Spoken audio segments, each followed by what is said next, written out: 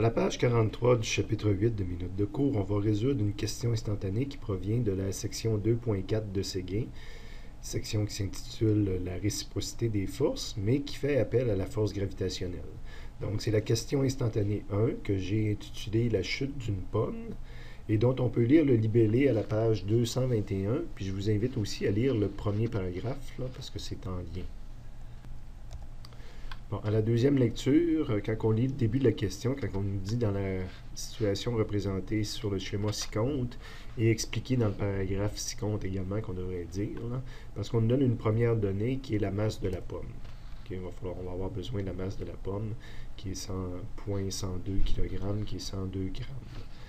Bon, on nous demande quel est le module de l'accélération de la pomme. Donc, je cherche une accélération en mètres secondes carrés. Le module de l'accélération de la Terre. Donc, la Terre aussi est attirée par la pomme et va accélérer. Quel est son module? J'ai deux accélérations, fait qu'il va falloir que je les différencie. Fait que je vais prendre le P majuscule pour pomme, le T pour Terre. Donc, ici, c'était la masse de la pomme. On nous donne aussi la masse de la Terre. Donc, 5,8 fois 10 à la 24 kg. On va différencier en identifiant ça comme la masse de la Terre. On nous dit si la pomme tombe pendant une seconde, ça veut dire que la planète aussi tombe pendant une seconde, delta T, quel est le déplacement de la Terre causé par la chute de la pomme? Fait que la pomme tombe et la Terre tombe aussi vers la pomme.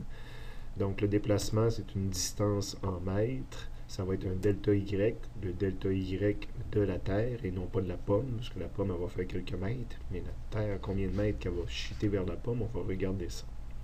Je vais avoir besoin du rayon de la Terre que je suis allé chercher dans les annexes, puis que j'ai listé ici, qui n'était pas officiellement donné. C'est pour ça qu'il est en rouge différent.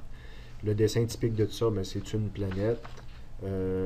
Avec un objet au-dessus, c'est ma masse de la pomme. L'accélération de la pomme va tomber avec une bonne vitesse vers la Terre, donc c'est son accélération. Et je fais l'hypothèse que la Terre aussi, même si on ne s'en rend pas compte, va tomber vers la pomme. La masse de la Terre, je l'ai écrit sur ma planète. Le delta T, delta Y, donc j'ai mis une petite cote toute petite, disant que la planète va bouger, c'est mon delta Y et mon delta T à la fois. Et j'ai le rayon de la Terre là, que j'ai besoin dans mes formules. J'ai du delta Y, donc je vais dire où est-ce qu'il est mon axe des Y. Et je suis prêt à commencer à solutionner. Je vais regarder le premier point d'interrogation que j'aimerais résoudre. Et le deuxième également, c'est des accélérations. Je pourrais faire appel à la cinématique, le chapitre 2 et 3. Mais ça me prend beaucoup plus que juste un temps. J'ai pas tout à fait ce que je veux. Je suis dans le chapitre avec la force gravitationnelle, la valeur de G. Il faut que j'allume que l'accélération de la pomme, ça va être G. Donc, quand on me demande ici l'accélération de la pomme, on me demande quelle est la valeur du G pour la pomme là, qui tombe. Donc, c'est un module de champ gravitationnel. C'est G est égal à quelque chose qui va me permettre de calculer l'accélération de la pomme. Donc, je vais dans le résumé si je ne me rappelle pas, c'est grand G fois la masse de l'objet qui crée ce G-là, divisé par la distance au carré. Donc, le G, l'accélération de la pomme, va être égal à G majuscule, divisé par la distance. Bien évidemment, la pomme, ici, là, on l'a dessiné un peu loin de la planète, là, mais évidemment, sa distance, c'est pratiquement la planète, le rayon de la planète, plus peut-être 1 mètre. Donc, ça ne fera pas grande différence d'aller rajouter un 1 à la fin, ou un 2, ou un 3, ou même un 10. Donc, je peux le faire avec le rayon de la Terre. Et la masse, l'accélération de la pomme, cette accélération-là est créée par la Terre. Donc, fait qu'ici, dans cette formule-là, pour avoir l'accélération de la pomme, ici, ce que je mets, c'est la masse de la Terre. Si je mets les chiffres là-dedans, notre constante universelle, le rayon de la Terre au carré, et la masse de la Terre, ce que ça va me donner comme réponse, c'est le 9.8 qu'on connaît. Effectivement, la pomme accélère selon le 9.8 déjà connu. Deuxième point d'interrogation, c'est l'accélération de la Terre. Donc, je peux prendre la même formule et pour la Terre. Donc, G devient le AT, mon grand G est encore là. Le rayon, évidemment, c'est la pomme maintenant qui va créer un G pour la Terre. Et on imagine que la Terre est située, on prend son point central pour représenter la Terre, fait que la Terre est à la même distance aussi, le rayon de la Terre. par rapport à la pomme. Mais cette fois-ci, c'est la masse de la pomme qui crée cette accélération-là. On considère toute la masse de la Terre concentrée en son centre, comme j'ai expliqué tout à l'heure.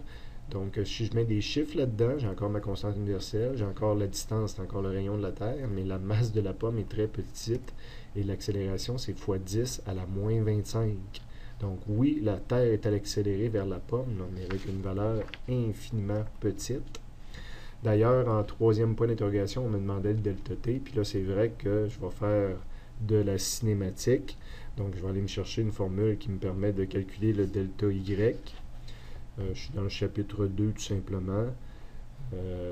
C'est vitesse initiale fois delta T, plus 1/2 fois l'accélération fois delta T au carré. Évidemment, je fais le problème en Y, donc c'est pour ça que je me suis rappelé que je vais pas rappeler, mais que j'ai mentionné, que j'ai écrit que j'allais faire l'analyse selon l'axe des Y, là, les signes selon l'axe des Y. Donc, le delta Y pour la Terre, ça va être la vitesse initiale de la Terre, que je vais prendre pour acquis, qui est égale à 0. C'est une simplification, mais par rapport à la pomme, la Terre ne bougeait pas initialement. C'est sûr que quelqu'un pourrait me dire, oui, mais la Terre bougeait dans l'espace, peut-être attirée par d'autres affaires. Ou...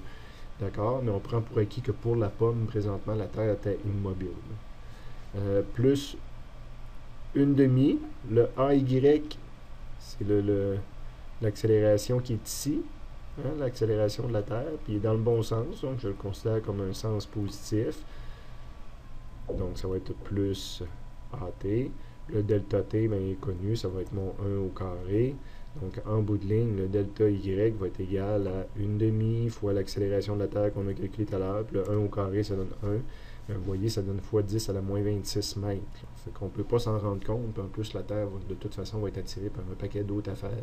Toutes ces valeurs-là négligeables vont s'annuler, puis la Terre va continuer son chemin comme elle l'a fait depuis toujours.